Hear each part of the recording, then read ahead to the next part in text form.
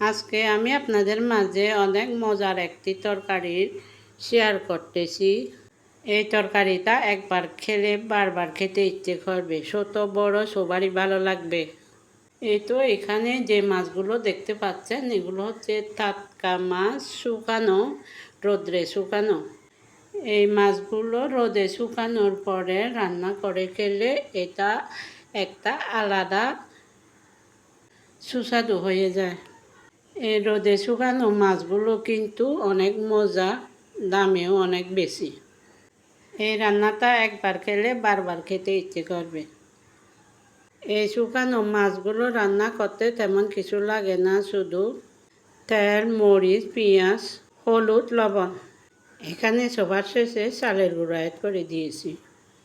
চালের গুঁড়াটা দিলে তরকারিটা একটু ঘন হয়ে যায়।